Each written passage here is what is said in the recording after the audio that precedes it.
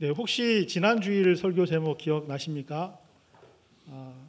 뭐 어려운 건 아니었는데 이런 질문 던지면 좀 미안하지만 영적인 만석군이 됩시다라고 하는 그런 제목이었습니다. 좀 떠오르시죠? 네, 그 내용을 보면 경주의 채부잣집이라고 하는 그 유명한 집이 있어서 거기에서 육훈을 잘 전수해서 그 후손들이 영적인 만석군으로 이 대대손손 이어져 왔던 것들을 보면서 우리 성경에서 말씀해 주시는 그 하나님 신앙인의 정신 또 믿음의 정신을 같이 나눴습니다. 하나님께서 하란에 있던 아브라함을 부르셨어요. 그리고 그에게 가나안 땅으로 가라라고 하는 약속을 주셨습니다. 그런데 정작 가나안 땅에 도착하니까 하나님께서 아브라함에게 땅을 안 주시는 거죠. 그리고는 뭐라고 하시냐면 너의 후손에게 이 땅을 주겠다라고 약속을 하십니다. 그죠?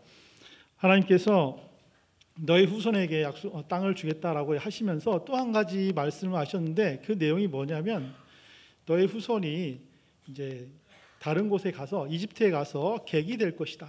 노예살이를 할 것이다라고 말씀하시고 400년이 되면 이제 다시금 가나안 땅에 와서 진정으로 가나안 땅의 주인이 되도록 해주겠다라는 그런 약속을 하나님께서 아브라함에게 주셨습니다. 이 약속을 받은 아브라함 입장에서 한번 생각해 보시기 바랍니다. 얼토당토 않은 그런 약속이 될 수 있어요. 왜냐하면 내가 받아야 되잖아요. 그죠? 내가 살아있을 때 뭔가 하나님께서 주시는 게 있어야 되는데 고생해서 가나안 땅에 왔는데 이 땅은 안 주고 내 후손한테 준다고 하니까 일단 좀 이상하고, 또 이상한 것은 지금 아브라함의 나이가 75세인데 자녀가 없어요. 자녀가 없는데 어떻게 후손이 있겠습니까? 이게 안 맞는 말이죠. 그래서 여기에 대해서도 좀 이상하다라는 것이죠.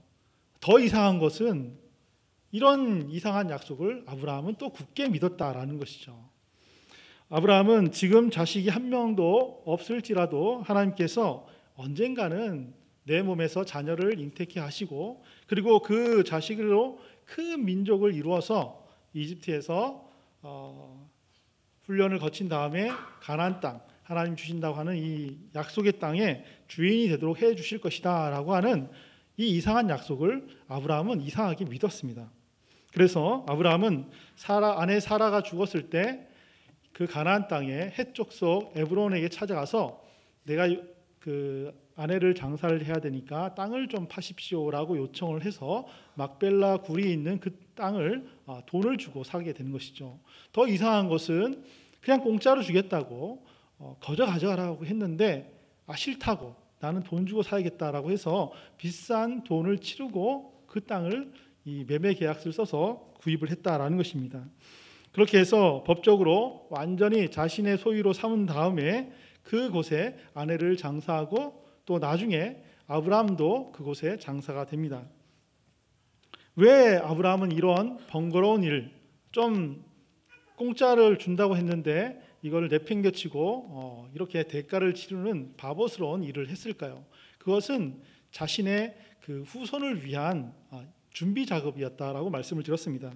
400년 동안이나 긴 세월 동안 이집트에서 살다가 이제 후손들이 다시금 돌아와야 되는데 그 돌아와야 되는 궁극적인 목적지가 바로 여기다라는 것을 알려주기 위해서 가나안 땅이라는 곳에 바로 막벨라 굴이 있는 그 토지를 표지판으로 이정표로 삼도록 했다라는 것입니다.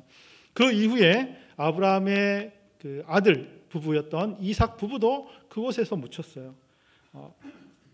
시간이 흘러서 아브라함의 손자인 야곱의 이제 11번째 아들이었던 요셉은 어떻게 됐죠?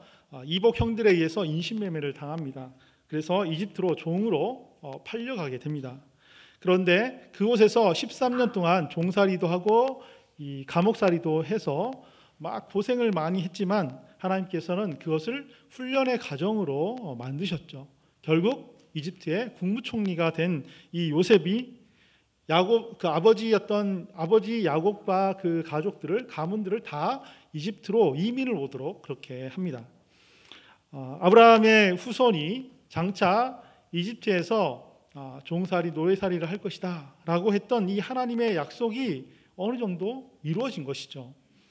그 사실을 누구보다 잘 알았던 야곱은 자신이 죽을 때 유언을 남깁니다. 뭐라고 유언을 남기죠? 내가 묻힐 곳은 이 이집트 땅이 아니라 머나먼 가나안 땅이다. 우리 조상들의 땅이 있는 가나안 땅이다라고 말하면서 이삭이 묻혔던, 아브라함이 묻혔던 막벨라 굴에다 나를 장사시켜 달라라고 요청을 합니다. 이렇게 한 이유는 바로 자신의 죽음을 통해서 후손들에게 가나안 땅에 대한 이정표를 야곱이 세우기 위해서다라는 것이죠.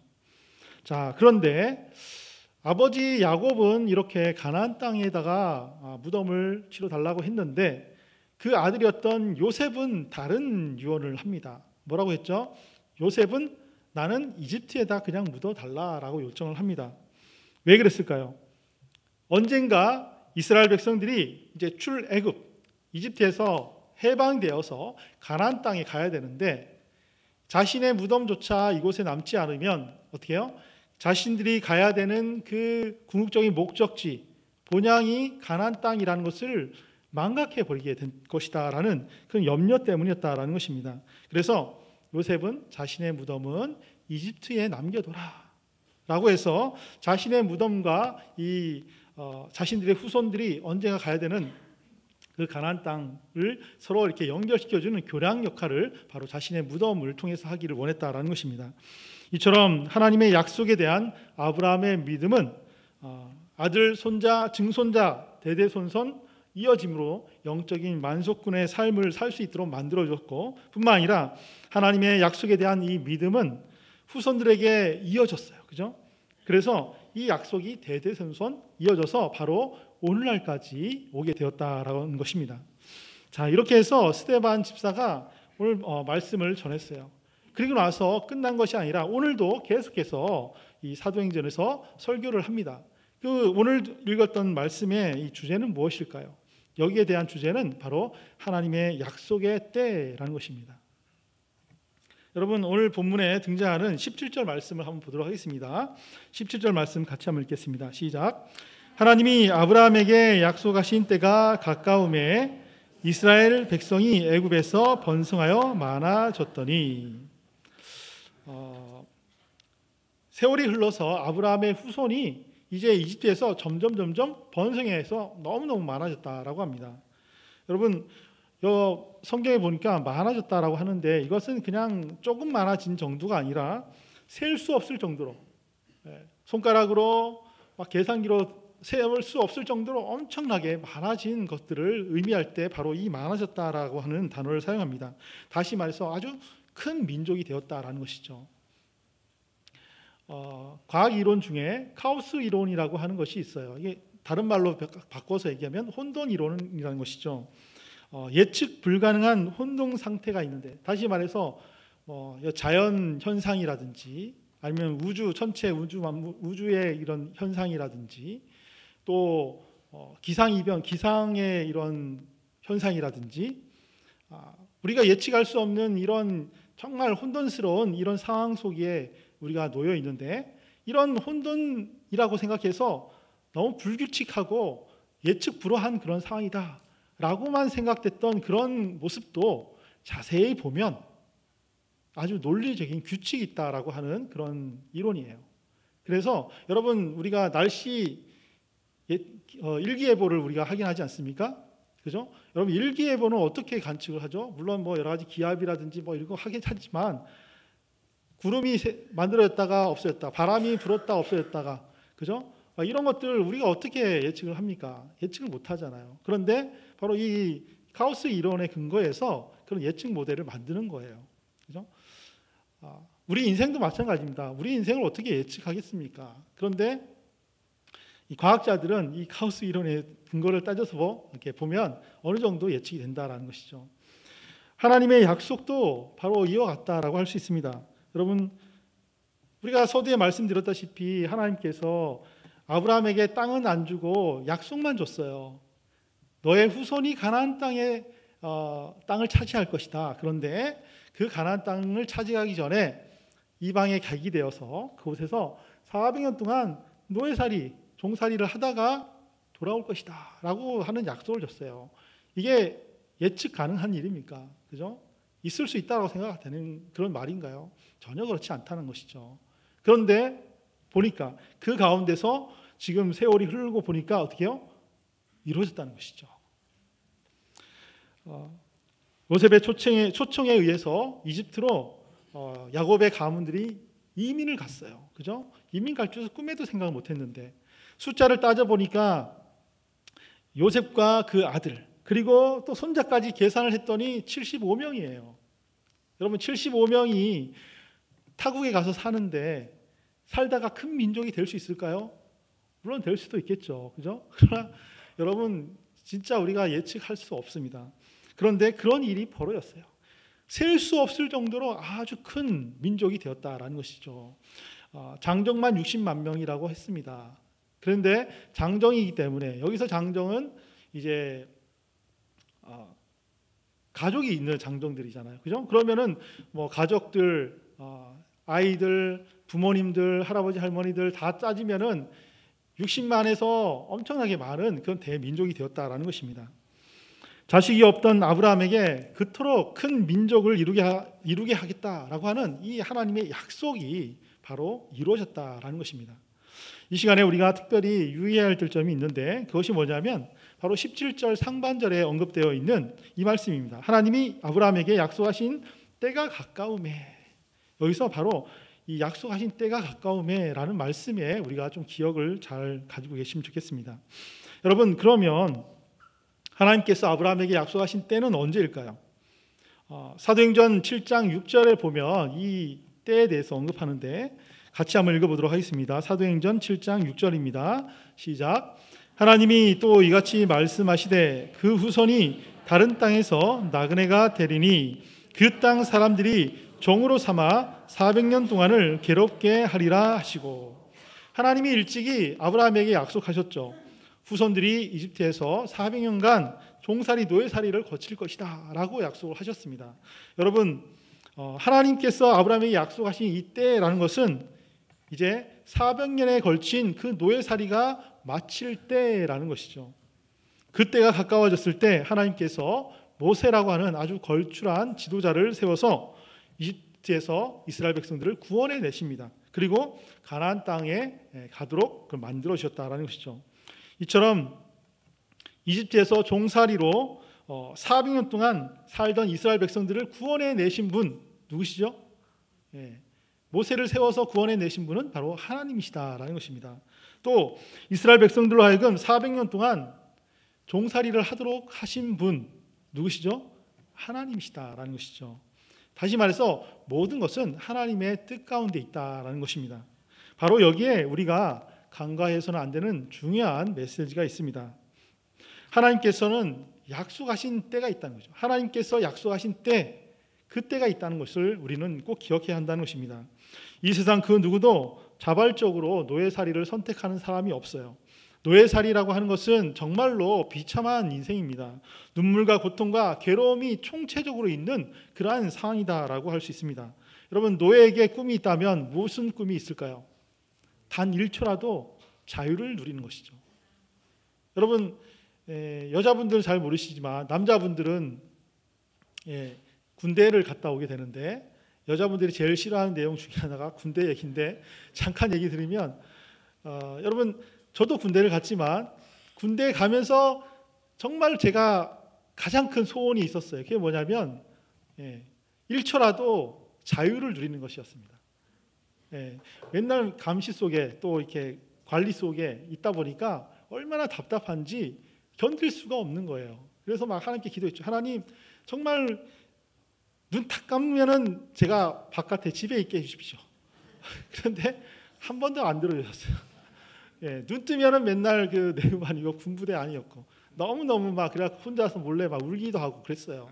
창피하지만 아무튼 그래서 첫 휴가 나가는데 야 얼마나 즐거운지 얼마나 기쁜지 너무너무 행복했습니다. 그래갖고 바로 이제 나가고 이제 제가 먹고 싶었던 막 음식 먹고 짜장면 먹고 막 이렇게 했는데 지금도 그 생각하면은 자유가 정말 소중하구나라는 것을 기억을 합니다. 여러분, 노예가 그렇다는 것이죠. 노예는 자기 것이 없어요. 자기 시간, 자기 생활, 자기 옷, 자기가 할 수 있는 인생이 없어요. 그래서 그런 삶을 산다는 것은 정말 인생에 있어서 너무나 비참하다라는 것입니다. 여러분, 이스라엘 백성들이 처음부터 노예였나요? 그렇지 않죠. 처음 갈 때는 아주 잘 나갔다는 것이죠. 요셉은 이집트의 국무총리였습니다. 그죠? 왕 바로 다음에 모든 것들을 다 행할 수 있는 그런 신분의 사람이었는데, 그런 사람을 가족으로 두고 있어요. 그런 사람을 조상으로 두고 있습니다. 그리고 이집트에 처음에 이사 가고 거주했던 땅은 가장 비옥한 토지였어요. 그렇기 때문에 그 이집트 사람들도 다 부러워할 정도의 삶을 살던 사람들이 바로 이스라엘 사람들이었다라는 것입니다. 그런데 요셉이 죽고 나서 세월이 흐른 다음에 이스라엘 사람들이 점점 많아졌어요. 숫자가 늘어나니까 이 모습을 보고 이집트 사람들이 겁에 질리게 됩니다. 이 사람들 가만 놔둬서는 안 되겠다. 우리 너무너무 불안하다라고 해서 느닷없이 하루아침에 이 이스라엘 사람들은 노예로 전락한다는 거죠. 하루아침에 당한 일이기 때문에 그만큼 충격이 컸습니다. 여러분, 점점 잘 살게 되었다가 조금 못 살게 되면은 견딜 수 있어요. 그런데 처음부터 잘 살다가 갑자기 못 살게 되면 견디기 힘들다는 것이죠. 그런 일들을 이스라엘 백성이 당했어요. 얼마나 절망적이겠습니까? 자, 그런 절망에 빠지게 되고 어려움에 빠지게 되면 자연스럽게 하는 것이 있어요. 뭐죠? 우리가 자연스럽게 하는 것, 문제 당하면 하는 것, 기도하는 거지 않습니까? 하나님께 기도하는 거예요. 하나님 도와주십시오. 하나님 왜 이런 일을 우리에게 주십니까? 라고 하면서 계속해서 우리를 구원해 달라고 이스라엘 백성들이 요청을 합니다. 얼마나 그 찢어지는 마음으로 절규를 했겠습니까? 자, 그런데 이들이 합심해서 밤낮으로 금식하면서 기도했어요. 무슨 일이 벌어졌죠? 아무 일도 벌어지지 않았어요. 이스라엘 백성들이 민족적으로 다 함께 죄를 뒤집어 쓰면서 40일 금식 기도까지 하면서 간구했지만 해방은 오지 않았습니다. 노예 생활에서 벗어나지 않았어요. 언제까지 그렇게 됐죠? 400년이 될 때까지. 그죠? 400년이 이르기까지 그들이 아무리 몸부림쳤지만 절대로 그 출애굽은 이루어지지 않았다라는 것입니다. 왜냐하면 그 400년이라는 때를 결정한 분이 누구죠? 하나님이시기 때문에 그렇습니다. 하나님께서 인간을 위해 작정하신 때는 결코 사람에 의해서 조정되거나 변경되지 않습니다. 아무리 갈망한다고 앞당겨지지 않고 아무리 길을 쓰고 막는다고 해서 임하지 않는 것도 아니다라는 것입니다. 그래서 하나님의 때가 가까워졌을 때 하나님께서는 드디어 약속하신 대로 이스라엘 사람들을 이집트에서 출애굽 해방을 시켜 주셨습니다. 여러분, 이스라엘 백성들만 그렇게 했을까요? 한 사람이 있는데 그 사람도 이런 일을 경험했다라는 것입니다. 누굴까요? 바로 모세입니다. 모세에게도 하나님이 작정하신 때가 있었습니다. 우리가 아는 것처럼 동족인 이스라엘 백성들이 노예 생활을 할 때 이 모세는 왕궁에서 아주 풍족한 삶을 영위했던 사람입니다.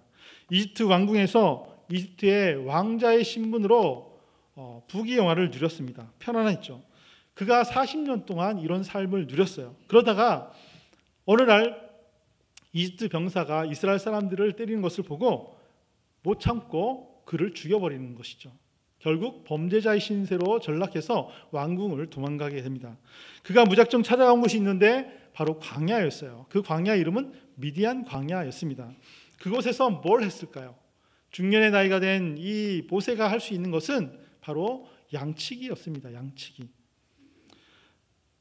미디안 광야에서 모세는 양치기로서의 인생의 제2막을 시작하게 됩니다. 그리고 당시 세계 최강대국에서 가장 높은 자리, 왕자의 신분으로 살던 그 사람이 광야의 이름 모를 비참한 양치기로서의 신분으로 전락했다라는 것입니다.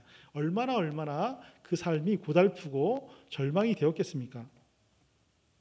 모세도 아마 무척이나 그 자리를 벗어나고 싶어 했을 것입니다. 여기에 대해서 스데반 집사가 이렇게 설교를 합니다. 30절부터 32절 말씀인데 같이 한번 읽어보도록 하겠습니다. 30절, 32절입니다. 시작. 40년이 참에 천사가 시내산 광야 가시나무 떨기 불꽃 가운데서 그에게 보이거늘 모세가 그 광경을 보고 놀랍게 여겨 알아보려고 가까이 가니 주의 소리가 있어 나는 내 조상 하나님 즉 아브라함과 이삭과 야곱의 하나님이라 하신데 모세가 무서워 감히 바라보지 못하였더라. 오늘 본문에 보니까 뭐라고 돼 있죠? 양치기로 그렇게 살던 이 모세를 하나님께서 위대한 출애굽의 대지도자로 불러 세우시는 그런 장면이 오늘 본문에 등장하고 있습니다. 그런데 모세가 아무리 기도했는데 이루어지지 않았죠. 언제까지? 오늘 본문 그 30절에 보니까 40년이 참회라고 말씀하고 있어요. 그죠? 광야에서 40년 동안 이 양치기로서의 삶을 살았다라는 것이죠.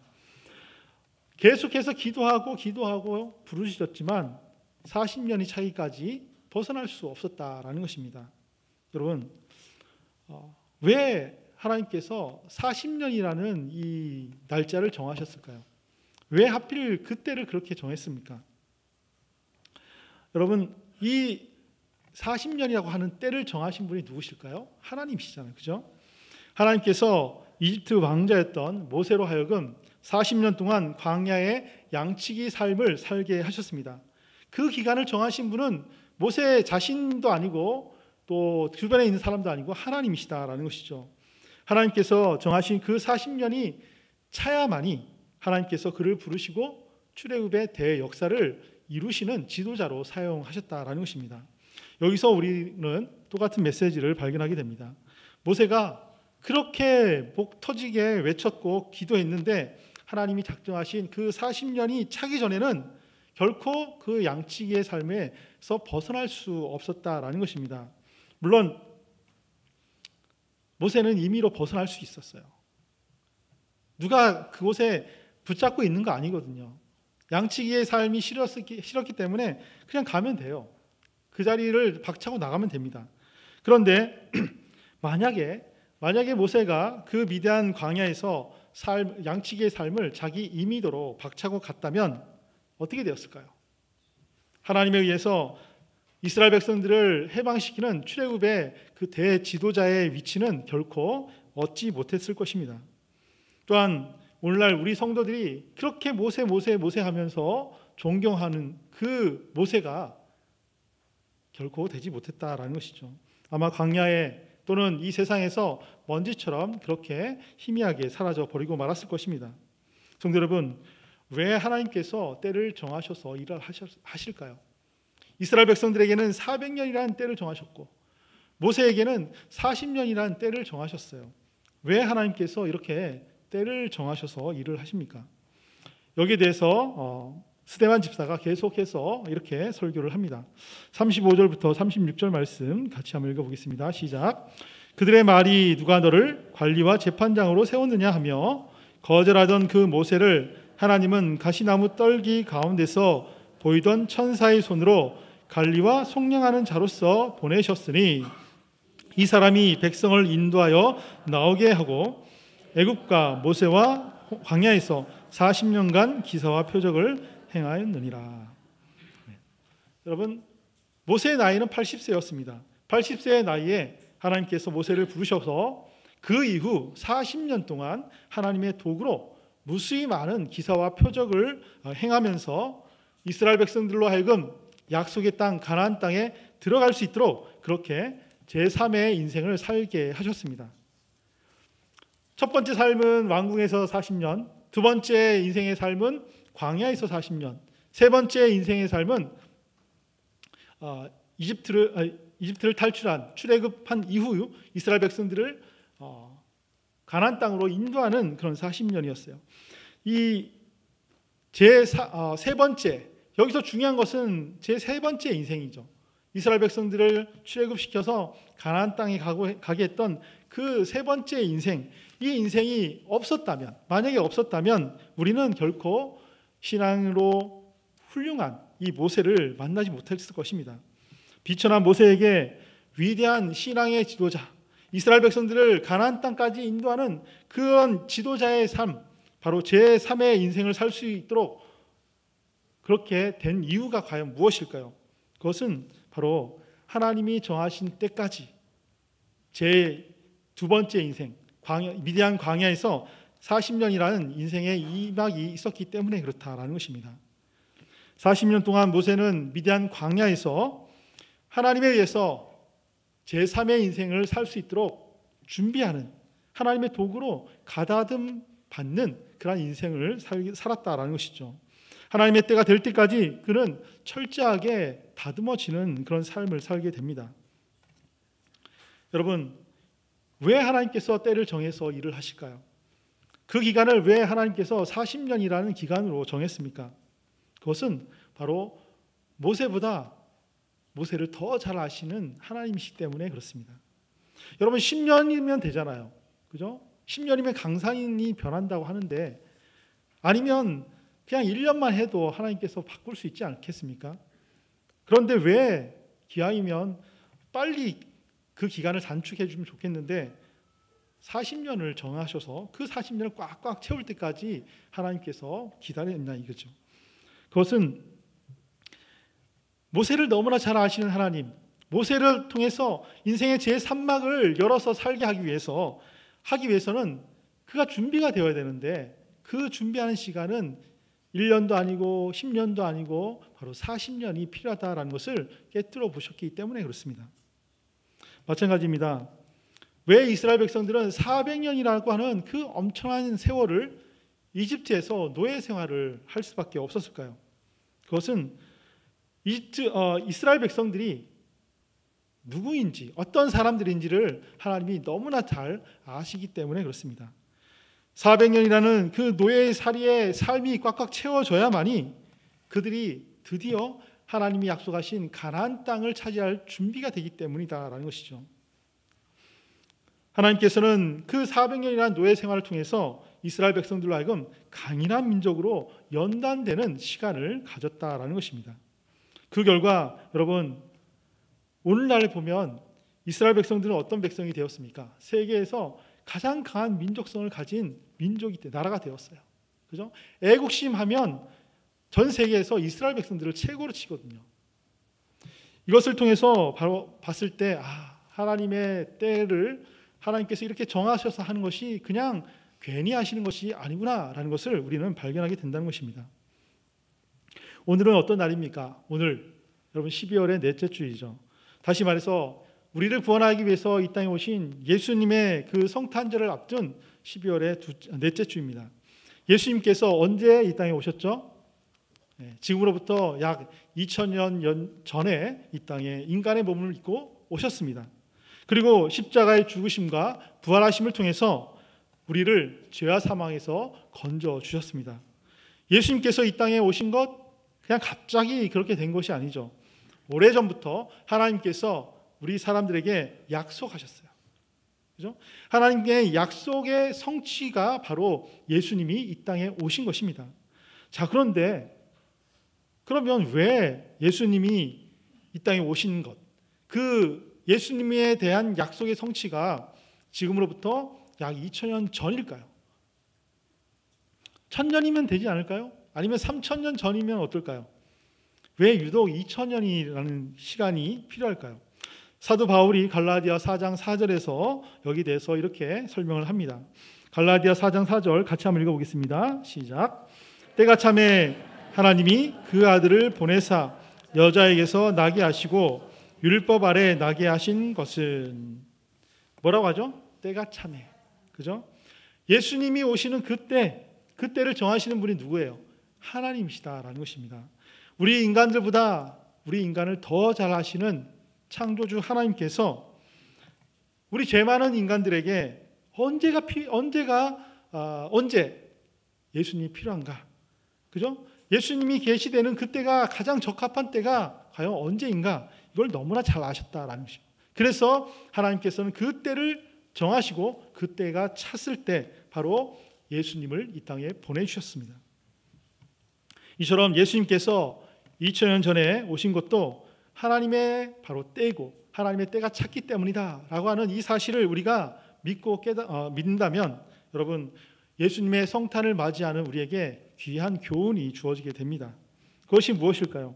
그것은 정말 하나님의 약속을 믿는 사람이라면 약속이 성취되는 때를 정하시는 분이 바로 하나님이시다라는 것을 믿어야 한다는 것입니다. 여러분, 하나님의 약속을 믿는다고 해서 그 약속의 결과를 내가 정한 때, 내가 원하는 모습으로, 또 나의 생애, 내 생에 내가 살아있을 때 다 확인하려고 한다라고 하는 이 집착에서 우리는 벗어나야 한다는 것입니다. 왜요? 그런 태도는 결코 하나님을 믿는 태도가 아니거든요. 왜? 때는 하나님께서 정하시는 거예요. 그죠? 이루시는 것도 하나님께서 이루신다는 거죠. 그거를 내가 마음대로 한다는 것, 하나님을 제대로 믿지 않는다는 것입니다. 우리는 잘 알아야 합니다. 하나님의 약속은 한시적인 약속이 결코 아닙니다. 하나님의 약속은 영원하신 약속입니다. 하나님의 약속을 믿는 사람이라면 내 생전에 하나님의 약속이 성취되는 것 정말 감사하죠. 하나님, 기왕이면 내가 살아있을 때, 또 내가 정한 시간에 하나님 이 약속이 또 하나님의 때가 이루어져서 다 해결되면 좋겠습니다 라고 구하는 것 괜찮습니다. 하나님 또 그렇게 응답하시기도 합니다. 하지만 실제로 우리의 삶을 보면 우리의 삶이 영이 되고 있는 때보다는 우리가 떠난 다음에 성취되는 것이 더 많을 수 있다는 것입니다. 왜 그럴까요? 왜냐하면 하나님의 약속은 영원한 약속이기 때문에 그렇습니다. 반면 우리 인간들은 유한하거든요. 하나님의 이 영원한 이 시간에 이 기퉁이를 차지하는 것이 바로 우리들의 때라는, 우리들의 이 삶이라는 것입니다. 성도 여러분, 이 사실을 깨닫고 믿는 사람만이 오늘 성경에 등장하는 이 여러 믿음의 조상들처럼 우리 또한 믿음의 조상이 될 수 있다는 것입니다. 아브라함, 이삭, 야곱, 요셉, 다 이 사람들은 하나님의 약속이 영원한 약속이구나 라고 하는 것을 알았어요. 믿었어요. 그리고 그것을 믿었기 때문에 자신의 삶으로 또 자신의 죽음으로 그 약속의 이정표를 세워갔습니다. 그 결과 어떻게 됐습니까? 후손들이 하나님의 그 약속의 성취를 다 경험하게 되었다라는 것입니다. 저와 여러분도 바로 이런 사람이 되어야 된다는 것이죠. 하나님께서 여러분에게 주신 약속들이 있죠. 하나님이 주신 말씀들이 있습니다. 그 말씀이 내가 정한 것대로 해야 돼라고 하기보다는 하나님께서 정하신 것이니까 하나님의 때에 이루어질 것이다 라고 하는 이 믿음을 가지고 그 믿음을 어떻게 해요? 보여주는 거죠.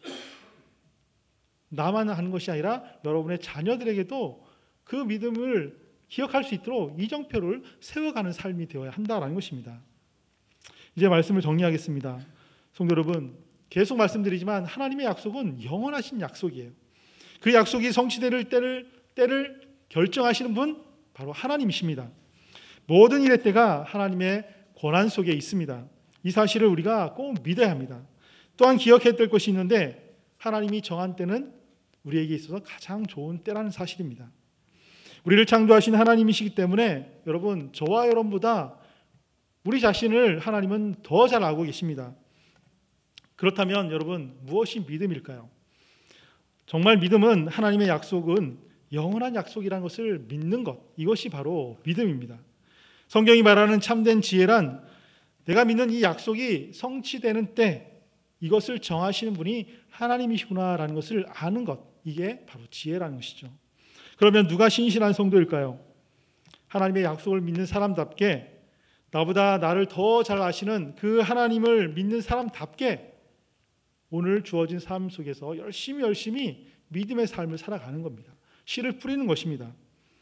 누가 진정한 행복의 사람이 될까요?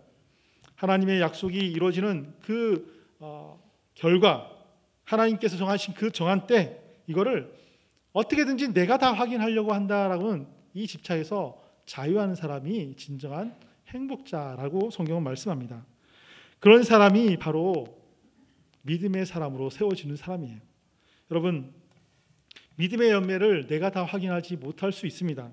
그러나 여러분, 후손들이 영원한 대를 이어서 계속해 가면서 계속 확인하고 또 확인하면 그 후손들이 여러분을 가리켜서 뭐라고 부를까요? 우리 아버지는, 우리 어머니는, 우리 할아버지, 우리 할머니는 믿음의 하나님의 약속을 받은 믿음의 조상이야 라고 고백하지 않겠습니까? 바라기는 하나님의 약속하신 때를 굳게 믿으시기 바랍니다. 약속하신 때를 믿는 믿음의 사람, 그리고 믿음의 조상이 되어서 정말 후손들에게 귀한 영적인 이정표를 남기는 저와 여러분 되시기를 간절히 축원합니다.